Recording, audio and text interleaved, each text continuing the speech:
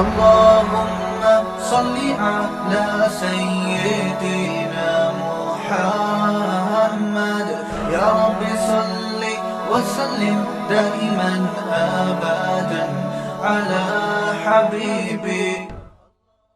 میں نے ایک مرتبہ کہیں بیان میں یہ بات ذکر کی تھی کہ ہم ایک ڈیجیٹل خانقاہ کھولیں گے. سنا ہوگا آپ لوگوں نے, ڈیجیٹل کہہ لیں یا ٹیکنیکل کہہ لیں. ہوگی وہ خانقاہ مگر ہوگی ذرا ٹیکنیکل قسم کی. تو اس کا پہلا تجربہ الحمدللہ کامیاب ہوا ہے, اللہ کا بڑا فضل ہے.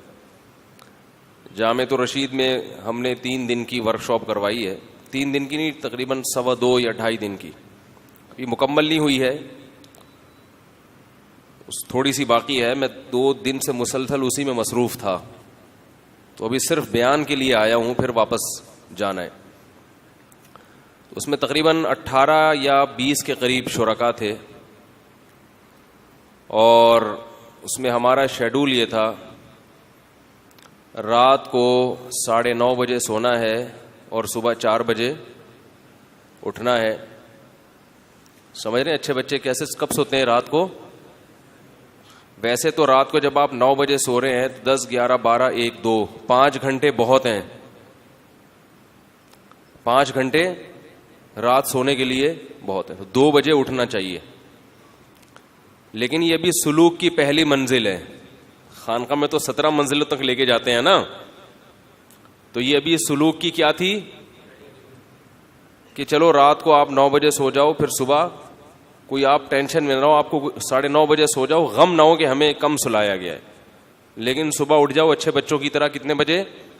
تو الحمدللہ تمام شرکاء کو ہم نے رات کو بلایا تھا, عشاء سے پہلے کھانا کھلایا, عشاء کے فوراً بعد ہم نے ان کو اچھے بچوں کی طرح 18 لڑکے تھے, سب ایجوکیٹڈ, کچھ بیٹھے ہوئے, ان کا میں ابھی تھوڑا سا تعارف بھی کرواؤں گا. آپ آ جائیں آگے.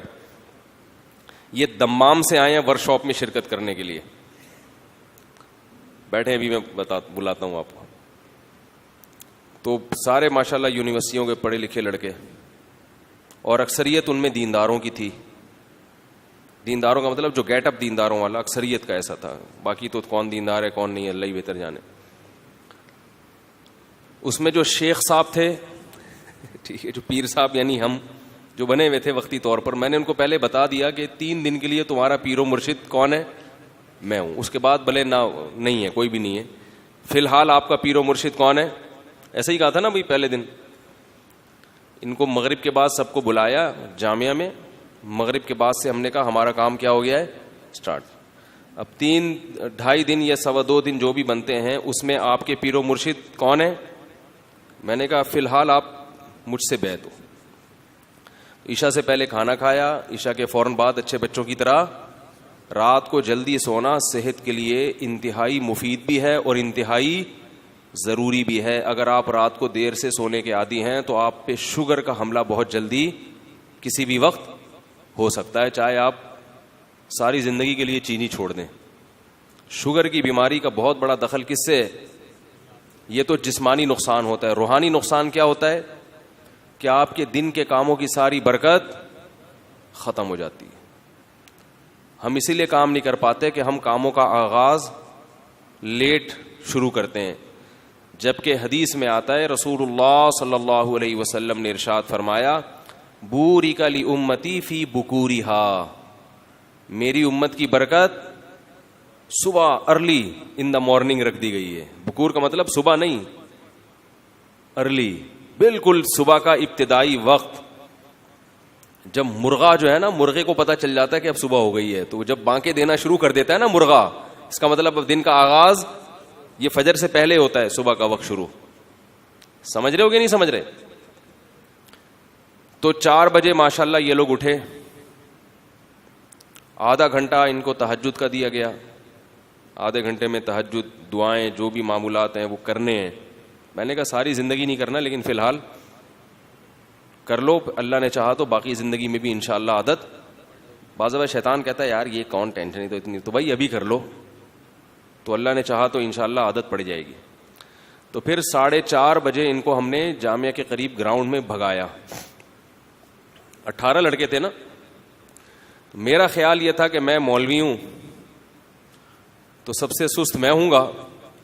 یہ تو ماشاءاللہ یونیورسٹیوں سے فارغ ہیں, میڈیکل ایک ڈاکٹر بھی ہیں ہمارے پاس, کوئی انجینئر ہے, کوئی ڈاکٹر ہے, کوئی بزنس مین ہے, اور ماشاءاللہ ہیں بھی. اب یہ دیکھ لیں ماشاءاللہ کیسے لال سرخ, پشاور کے ہیں یہ, دمام میں جاب کر رہے تھے, اسپیشل ورک شاپ کے لیے آئے ہیں یہ. تو لیکن جب اندازہ ہوا تو پتہ یہ چلا کہ ہم لوگ بھاگنے میں, چپل چرا کے بھاگنے میں تو بہت تیز ہیں, کسی کی گھنٹی بجا کے بھاگنے میں تو, ویسے ہی مذاق کر رہا ہوں, ایسا نہیں ہے, چپل وپل کوئی نہیں چراتا بھائی, لیکن ہم ویسے جو ہے نا, یعنی اکثر ساتھیوں کی حالت یہ تھی کہ 2-4 قدم چلنے کے بعد ان کا سانس, بولو بھائی, 2-4 ایسا ہی تھا نا. جہاں میں کہیں جھوٹ موٹ بولوں تو بتا دیں کہ یار مولوی صاحب یہ غلط بول رہے ہو, یار ایسا نہیں کرو, تو گواہ کے طور پر بٹھایا ہوا ہے. 2-4 قدم چلتے تو سانس کیا ہو جاتا, سے اندازہ ہوا کہ معاملہ بہت زیادہ, یار ابھی 30-35 سال آپ کی عمر ہے, آپ صبح 4 بجے جب آکسیجن کا تناسب ہوا میں بہت زیادہ ہوتا ہے آپ ویسے ہی فریش ہوتے ہو, اس وقت آپ 2 قدم جاگنگ نہیں کر سکتے, تو اس کا مطلب ہے کہ آپ کیا تیر مارو گے دنیا میں بھائی. انسان کچھ بھی کرتا ہے نا, بڑے بڑے کام, اس کے لیے صحت کا اچھا ہونا ضروری ہے. تو مجھے اندازہ ہوا کہ یہ معاملہ بہت زیادہ کیا چل رہا ہے, داڑیاں بھی ہیں ماشاءاللہ, نماز بھی پڑھتے ہیں, یہ تو چل ہی نہیں سکتے. چلو 50 سال کا آدمی ہو, اسے بھاگتے ہوئے تھوڑا سا وہ ہو رہی, تو 30-35 سال کے. تو میں نے ان لوگوں سے کہا کہ بھائی آپ بھاگیں, یہ خانقاہ ہے. اب آپ کہیں گے کس قسم کی خانقاہ ہے, یار خانقاہ میں تو ذکر اللہ ہوتا ہے, اللہ اللہ سکھاتے ہیں. اللہ کے بندو, جیسے نماز روزہ ضروری ہے مسلمان کو من حیث القوم, دنیا میں دین کو غالب کرنے کے لیے, یا اللہ اس کے رسول نے جو ہمیں حقوق بتائے ہیں, جو اللہ اس کے رسول کے حقوق ہیں, ان کو پورا کرنے کے لیے بھی تو کوئی جسم میں اسٹیمنا ہونا چاہیے کہ نہیں چاہیے. یہ جو نبی نے فرمایا المؤمن القوی خیر من المؤمن الضعیف, طاقتور مومن کمزور مومن سے اللہ کو زیادہ محبوب ہے. تو یہ کیوں فرمایا آپ نے, اس لیے کہ وہ صحابہ میں اگر یہ قوتیں نہ ہوتی تو روم اور فارس کو فتح کر لیتے. وہ تو ایسے ہی ہوتا بنی اسرائیل کی طرح. موسیٰ علیہ السلام نے بنی اسرائیل کو کہا جاؤ فلاں قوم سے لڑو, تو انہوں نے کہا ہم نہیں لڑ سکتے بھائی, وہ تو بہت بڑا مسئلہ ہے وہاں پہ, ٹھیک ہے نا. اذهب انت وربک فقاتلا, آپ جائیں, آپ کا رب جائے, لڑیں, فتح ہو جائے تو ہمیں بتا دینا, ہم بھی آ جائیں گے پیچھے پیچھے.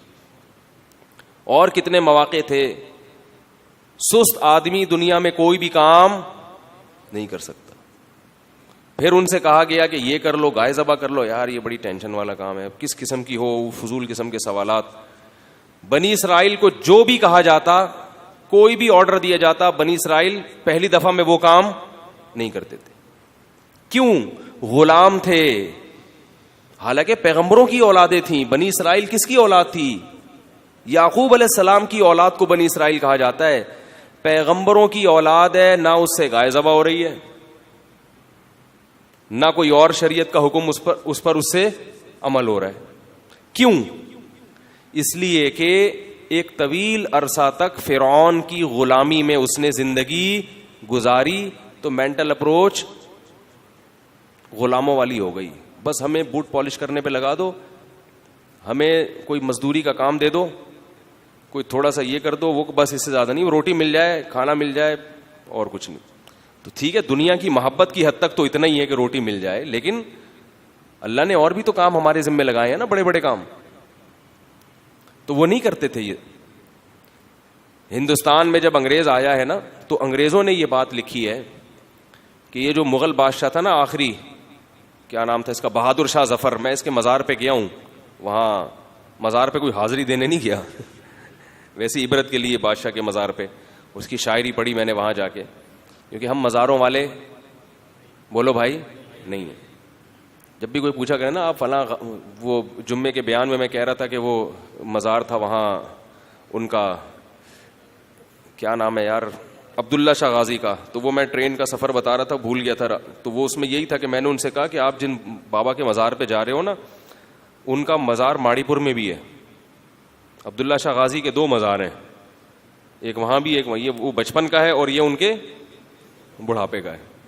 ایسا چل رہا ہے. 2-2 3-3 مزار بھی چل رہے ہیں بزرگ کے. بھائی دکانیں ہیں یہ, بزرگوں کے ناموں کو کیا کرایا جاتا ہے, کیش. کچھ بھی بنا کے تختی لگا دو, پبلک طواف کرنا. جیسے ایک آدمی عجائب گھر گیا تو ایک کھوپڑی رکھی ہوئی تھی, پوچھا یہ کس کی کھوپڑی ہے؟ وہ عجائب گھر والوں نے تو پیسے بنانے کے لیے بنایا, نوادر لا کے رکھ دیے. کیا ثبوت ہوتا ہے کہ یہ, جیسے لاہور کا عجائب گھر ہے نا, حضرت علی کی تلوار, حضرت فاطمہ کی چادر, کچھ بھی نہیں ہے وہ, نہ حضرت علی کی تلوار ہے اور نہ حضرت علی کی پگڑی ہے, کچھ بھی نہیں, کوئی ثبوت نہیں ہے. یہ جو منہ مبارک دکھائے جاتے ہیں نبی کے, کوئی ثبوت نہیں ہے. پتہ نہیں اللہ معاف فرمائے کس کا بال اٹھا کے محمد صلی اللہ علیہ وسلم کی طرف منسوب کر دیتے ہیں. بہت بڑی گستاخی ہے یہ. تو کوئی سند نہیں ہے اس کی کہ یہ نبی صلی اللہ علیہ وسلم کا بال ہے. ایک حدیث ہم بغیر سند کے نہیں لیتے, تو آپ صلی اللہ علیہ وسلم کے جسم اطہر سے نکلا ہوا ایک ٹکڑا, آپ کے جسم کا حصہ, وہ بغیر سند کے کیسے مان لیں بھائی اس کو؟ کون اس کی گارنٹی دیتا ہے کہ مجھ سے فلاں نے بتایا؟ کوئی سند تو لے کر آؤ اس کی.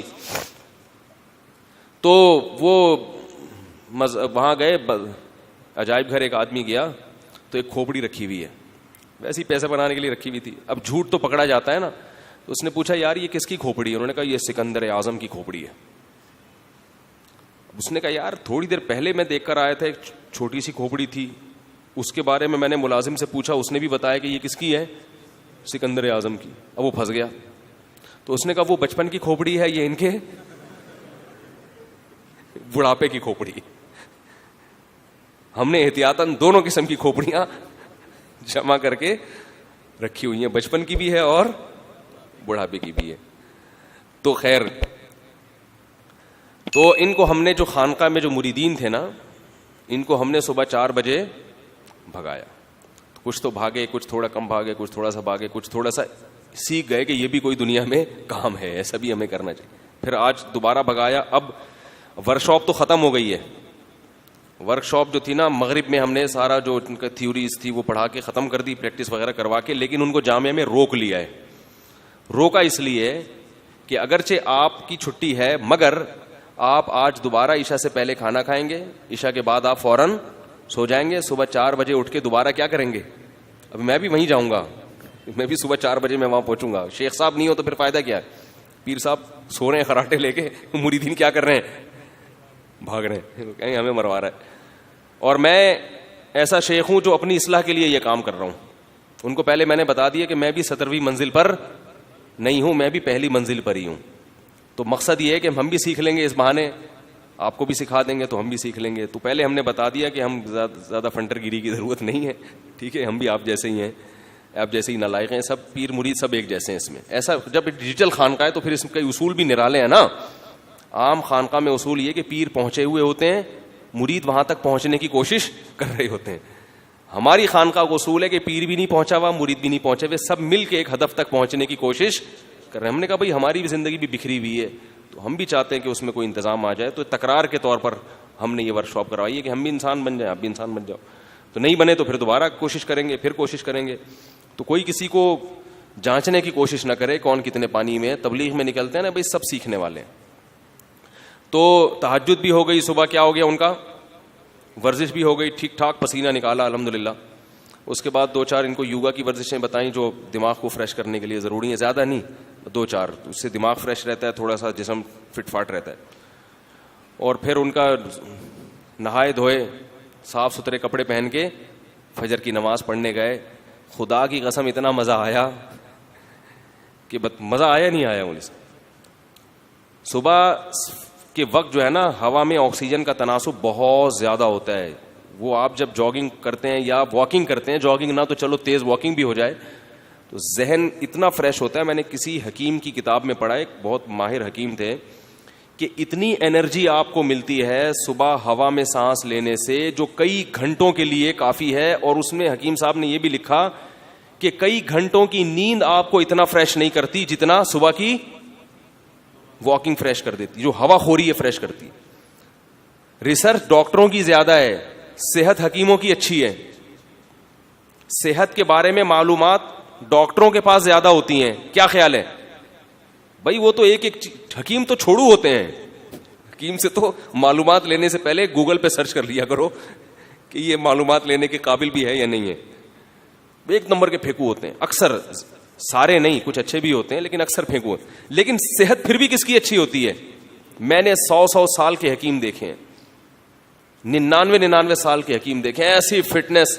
ابھی ہمارے محلے میں ایک جہاں میں رہا کرتا تھا, ایک حکیم صاحب کا پچھلے سال یا 2 سال پہلے انتقال ہوا ہے. 100 سال سے اوپر عمر ہوگی ان کو. میری بڑی اچھی دوستی تھی ان سے, میرے والد صاحب کے دوست تھے, دہلی کے تھے وہ. جب ہاتھ ملاتے تھے تو ہاتھ چھڑانا مشکل ہو جاتا تھا. دہلی کے تھے وہ, اور چھوٹا سا مطلب تھا, کوئی بہت پہنچے ہوئے بھی نہیں تھے, چھوٹے موٹے نسخے ٹوٹکے بتاتے رہتے تھے لوگوں کو. اور اتنے نیک آدمی تھے کہ ان سے اگر علاج نہیں ہوتا تھا نا تو کہتے تھے بھائی میں اس کے علاوہ میرے پاس کوئی علم نہیں ہے, کسی اور کے پاس جاؤ. ورنہ ڈاکٹر یا حکیم کبھی اپنی کم علمی کا اعتراف, وہ تجربے کرتا رہے گا, ٹھوکتا رہے گا, بندہ مر جائے گا, کہیں گا قسمت میں مرنا لکھا ہوا تھا. تو وہ کہہ دیتے تھے بھائی میں اس بیماری کا یہی علاج جانتا ہوں, اس سے زیادہ میری تحقیق نہیں ہے, اب آپ کسی اور کے پاس. تو صحت ایسی تھی کہ ہاتھ پکڑ لیں تو بندہ, اور خوش مزاج. صحت اچھی ہوتی ہے تو انسان خوش مزاج ہوتا ہے نا. لیکن اس کے باوجود ریسرچ ڈاکٹروں کے پاس ہے, مگر مرتے دیر سے کون ہے؟ حکیم. صحت کس کی اچھی ہوتی ہے؟ وجہ اس کی ہے کہ چند بنیادی چیزوں پر حکیم لوگ عمل کرتے ہیں. صحت کے جو چند بنیادی اصول ہیں نا, ان پہ حکیم لوگ کمپرومائز. کیا مطلب؟ رات کو جلدی سونا ہے, صبح جلدی اٹھنا ہے. جبکہ ڈاکٹر لوگ کلینک ہی رات کو 3 بجے بند کر کے آ رہے ہوتے ہیں, اور بھونکتے ہوئے کتے ان کو گھر پہنچاتے ہیں. ایک اورنگی ٹاؤن سے ایک ڈاکٹر صاحب تھے, وہ 3 بجے کلینک بند کر کے آتے تھے. مجھے خود ان کے بیٹے نے بتایا کہ کتے بھونک رہے ہوتے ہیں ہمارے ابو کے اوپر جب یہ اورنگی ٹاؤن سے گھر آ رہے ہوتے ہیں. 3 بجے جو آدمی سوئے گا اور پھر وہ سو کے اٹھے گا کب؟ 12 بجے. ان ڈاکٹر صاحب کو اللہ تعالیٰ ان کی عمر میں برکت دے, ان کو شفا عطا فرمائے. شوگر بھی ہو گئی ہے, اور شوگر کی وجہ سے ان کی آنکھوں کی بینائی بھی چلی گئی ہے. کیا فائدہ MBBS کرنے کا کہ آپ 50-55 سال کی عمر میں آپ نابینا ہو گئے ہے بھائی. کیوں؟ ریسرچ بہت ہے, شوگر کے بارے میں پوری کتابیں لکھ دیں گے, لیکن رات کو جلدی نہیں سو رہے اور صبح اٹھ نہیں رہے جلدی. بات نہیں آ رہی میرے خیال ہے. تو کیا ہے, ان کو ہم نے صبح جلدی اٹھایا, جاگنگ کرائی, پھر ان کو کچھ اصول چھوٹے موٹے بتائے صحت کے حوالے سے, جو اتنے زیادہ نہیں ہے, جو چھوٹے موٹے معلومات ہیں وہ. اور پھر جو ہمارے جو ناشتہ واشتہ کرتے تھے, پھر ان کی جو ورک شاپ کا ٹائم شروع ہو جاتا تھا, پھر وہ وغیرہ وغیرہ, پورا اسی طرح سے ہمارا شیڈول. پھر عصر کے بعد انہوں نے سوئمنگ کی ہے, جامعہ میں سوئمنگ پول بھی ہے. عصر سے مغرب تک سوئمنگ ہو گئی ان کی, صبح جاگنگ ہو گئی.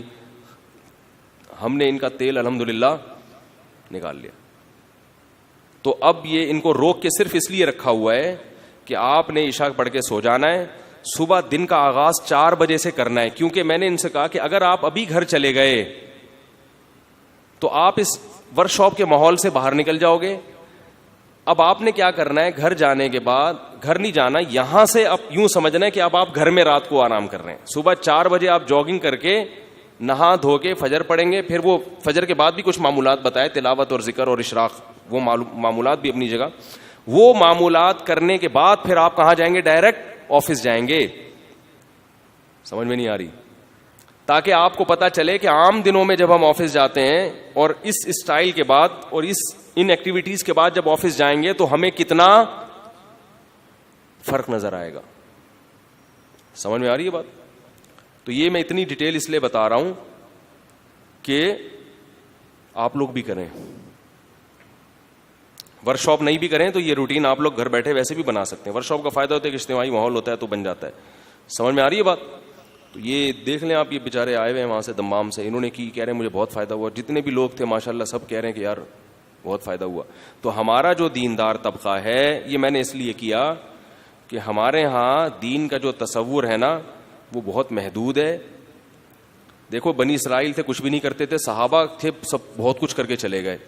کیونکہ صحابہ میں ایسے لوگ موجود تھے جو گھوڑے سے تیز دوڑنا جانتے تھے, صحابہ تیراکی جانتے تھے, صحابہ گھڑ سواری جانتے تھے, صحابہ راتوں کو کم سوتے تھے.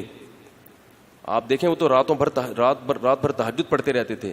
وہ سلیپ مینجمنٹ جانتے تھے کہ نیند کو کیسے مینج کیا جاتا ہے. وہ قدرتی طور پہ جانتے تھے کہ کون سے اوقات سونے کے ایسے ہیں جن میں تھوڑا سو کے بھی انسان نیند کے جو مقاصد ہیں وہ بھرپور طریقے سے حاصل کر سکتا ہے, اور کون سے ٹائم ایسے ہیں جن میں کئی گھنٹے سوتے رہو مگر پھر بھی تھکاوٹ ہوگی. سونا جو ہے نا اس کے بھی ٹائمنگ ہے, اوقات ہیں. خلاصہ میں بتا دیتا ہوں سونے کے بارے میں. رات کو جلدی سوئیں اور پھر جلدی اٹھ جائیں, اور اگر فجر سے پہلے تھکاوٹ محسوس تو فجر سے پہلے تھوڑی دیر کے لیے دوبارہ سو جائیں. سمجھ میں آ رہی ہے بات؟ ہمارے نبی کی جو طریقہ تھا نا رات کو سونے کا, عشاء پڑھتے ہی سو جاتے تھے اور پھر رات کے کچھ دیر آرام کر کے دوبارہ کھڑے ہو جاتے تہجد کے لیے. اب پوری رات تہجد چلے گی تو فجر کی نماز کے بعد جب اذان ہوتی تھی تو اذان اور نماز میں جو وقفہ ہوتا تھا نا, اس دوران آپ صلی اللہ علیہ وسلم ہلکی سی نیند لیا کرتے تھے. یہ تجربہ کر کے دیکھیں, یہ ہلکی سی نیند آپ کو دوبارہ تازہ دم کر دے گی, پھر سارے دن کے لیے کیا کر دے گی, ایک دم فریش کر دے گی آپ.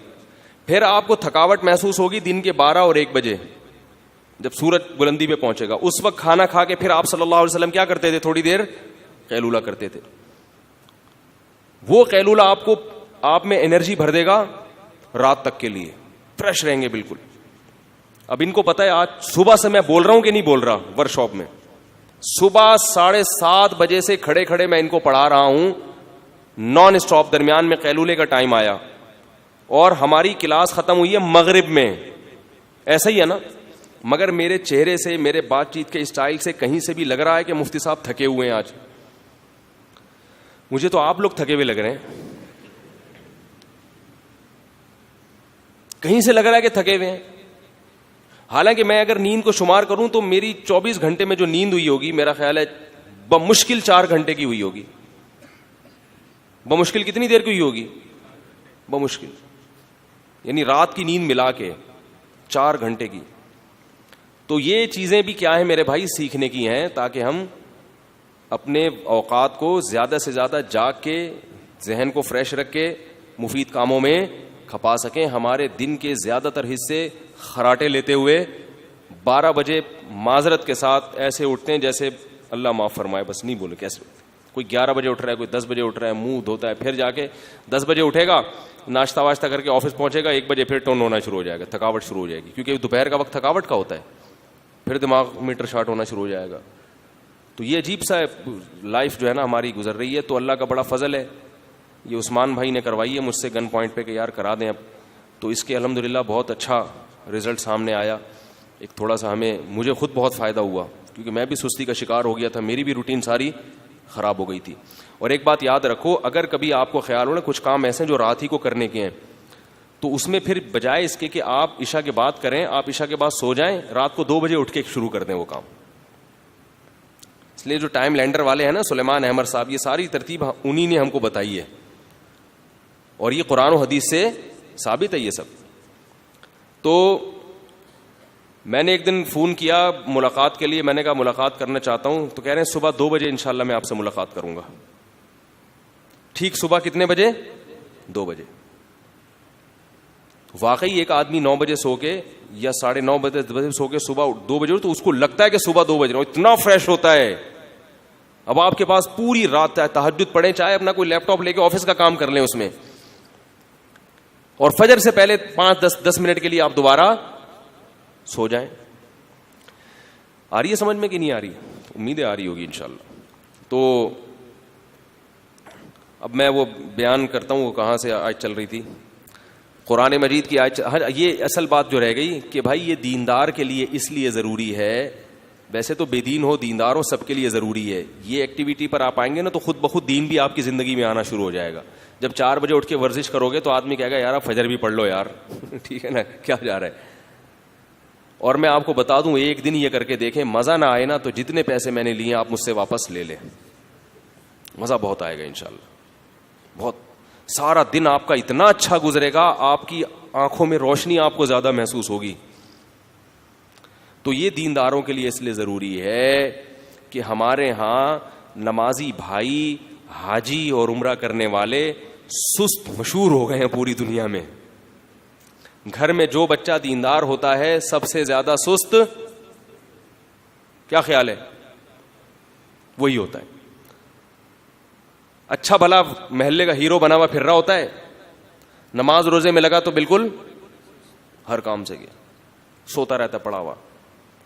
تو اس کو کنٹرول کرنے کی ضرورت ہے, ہم سب کو ہے یہ روٹین. اور یہ غیر مسلم اس طرف آ رہے ہیں. چائنا میں پتہ ہے آپ کو, انہوں نے پوری مہم چلائی, انہوں نے ریسرچ کی کہ کام کے اوقات صبح ہیں, صبح تھوڑے, ان کی یہ ریسرچ ہے میڈیکل, یعنی جو ان کے جو ماہرین ہیں نا وہ بھی یہی کہتے ہیں کہ صبح کے وقت میں کام میں برکت ہوتی ہے. یہ وہ بھی اس کے قائل ہو گئے ہیں. تو چائنا میں پوری ایک مہم چلی تھی ان کی حکومت کی طرف سے کہ قوم کو صبح جلدی اٹھنے کا عادی بناؤ. مہم چلی, اس کے بعد انہوں نے پوری قوم کو صبح جلدی اٹھنے کا عادی بنا دیا. لہذا وہ پورا چائنا, جو لوگ چائنا میں رہتے ہیں وہ جا کے دیکھ لیں, فجر سے پہلے ان کے کام شروع ہو جاتے ہیں, فجر سے پہلے ان کی ایکٹیویٹی شروع ہو جاتی ہیں.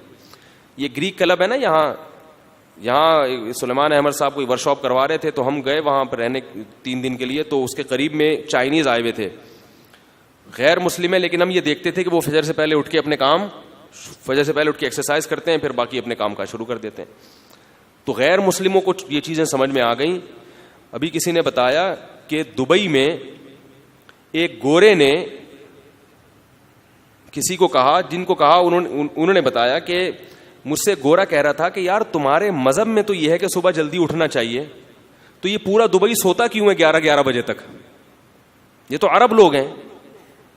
اس نے کہا ہم جلدی اٹھتے ہیں اور یہ پڑے ہوئے سو رہے ہیں, جبکہ تمہارے مذہب میں تو نبی نے فرمایا بوری کلی امتی فی بکوریہا, اللہ نے میری امت کی برکت صبح کے وقتوں میں رکھی ہے. باقی اس میں بہت سارے اشکالات ہیں. پونی جسے کہا جاتا ہے کہ یار صبح ہم اٹھ کے بیٹھ جائیں گے تو سارا گھر تو سو رہا ہوگا, ہم کیا کریں گے, نہ دکان کھول سکتے ہیں نہ آفس جا سکتے ہیں. تو جب آپ ورک شاپ میں آئیں گے تمام پونیاں آپ کے دلوں سے یہ اشکالات انشاءاللہ نکالیں گے کہ صبح کیا کیا گیا تھا. سمجھ گئے؟